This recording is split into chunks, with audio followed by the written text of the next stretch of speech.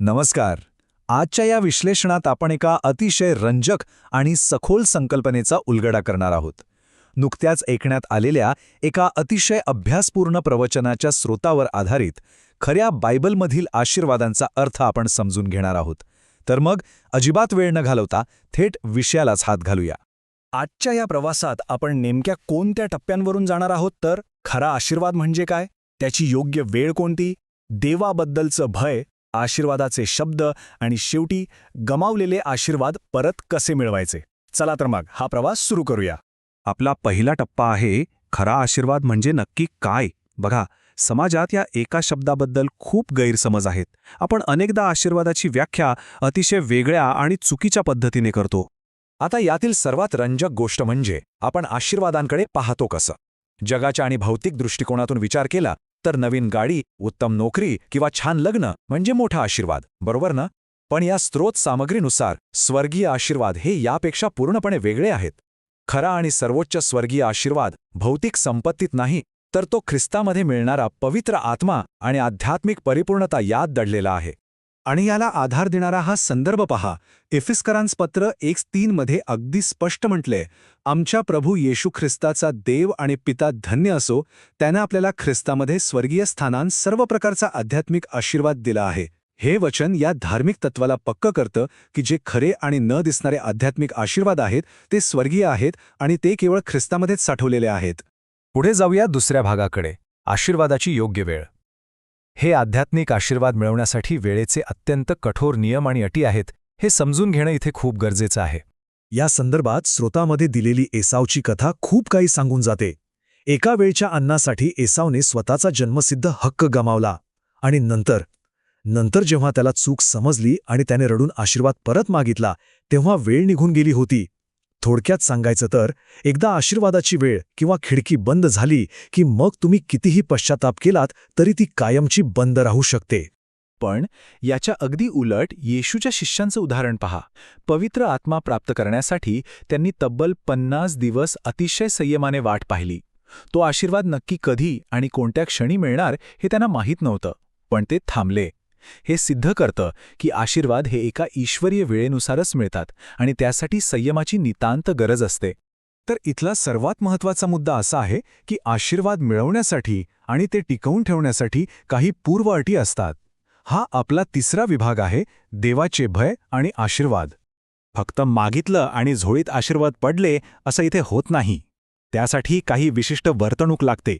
देवाचं भय बाळगणे, आपले हात स्वच्छ ठेवणे, हृदय शुद्ध असणे आणि फसवणूक कटाक्षाने टाळणे या अतिशय कडक अटी या प्रवचनात स्पष्ट केल्या आहेत. म्हणजे एका विशिष्ट मानकानुसारच जीवन जगावं लागतं. आणि यासाठी स्तोत्रसंहिता 24:4-5 भक्कम आधार दिला जातो.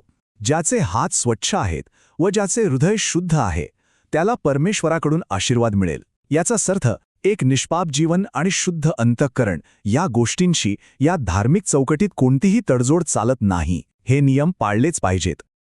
आता वळूया चौथ्या भागाकडे, आशीर्वादाचे शब्द. शाप देऊ नका. हा विभाग आपल्या बोलल्या जाणाऱ्या शब्दांच्या प्रचंड सामर्थ्यावर प्रकाश टाकतो. आपण इतरांशी कसं वागायला हवं याचा एक मोठा धडा यात आहे. याकोबाच्या पत्रावर आधारित हा एक प्रश्न आहे. एकाच जिभेतून आशीर्वाद आणि शाप दोन्ही येऊ शकतात का? हा प्रश्न खरोखरच आपल्याला अंतर्मुख करतो. विशेषतः आपण आपल्या शत्रूंशी किंवा ज्यांच्याशी आपले मतभेद आहेत त्यांच्याशी कसे बोलतो यावर विचार करायला लावतो. स्तोत्रसंहिता 109:17 मधील हा इशारा अतिशय गंभीर आहे. जेव्हा आपण इतरांसाठी वाईट, आजारपण किंवा त्यांच्या नाशाची इच्छा करतो तेव्हा तेच शाप उलटून आपल्यावरच येतात. ते अगदी बुमरँगसारखे काम करतात आणि आपले स्वतःचे आशीर्वाद नष्ट करतात. थोडक्यात दुसऱ्याचं वाईट चिंतन हे स्वतःच्याच पायावर कुऱ्हाड मारण्यासारखं आहे. आणि हे अगदी उत्कृष्टपणे स्पष्ट करतं की थंड पाणी देणं म्हणजे नक्की काय. नीतिसूत्र 25:25 नुसार तहानलेल्या माणसाला केवळ भौतिक थंड पाणी देणं अभिप्रेत नाही, तर याचा अर्थ निराश झालेल्या लोकांना आशेचे शब्द आणि शुभ संदेश देण्यासारखा आहे. तुमचे 2 सकारात्मक शब्द एखाद्यासाठी थंडगार पाण्यासारखा दिलासा ठरू शकतात. ह्याचं सर्वात मोठं आणि अंतिम उदाहरण म्हणजे खुद्द येशू. प्रवचनात सांगितल्याप्रमाणे अपमानाचा सामना येशूने अगदी शांत राहून केला. त्याने उलट धमक्या दिल्या नाहीत, तर आपल्या शत्रूंनाही आशीर्वादच दिले. हा एक सर्वोच्च नियम आहे. की आपण केवळ आणि केवळ आशीर्वादाचाच स्रोत बनलं पाहिजे. चला तर मग आता पाहूया हे सगळं एका अत्यंत आशादायी वळणावर कसे येतं. आपला 5वा आणि शेवटचा भाग, गमावलेले आशीर्वाद परत मिळवणे. शत्रूने जे हिरावून घेतलंय ते पुन्हा कसं मिळतं. योब किंवा जोबच्या संपत्तीची ही कथा घ्या. एका चोराने किंवा परिस्थितीने त्याचं सर्वस्व हिरावून घेतलं. पण कथेच्या शेवटी काय झालं? देवाने चमत्कारिकरित्या त्याची संपत्ती त्याला पूर्वीपेक्षा दुप्पट प्रमाणात परत दिली.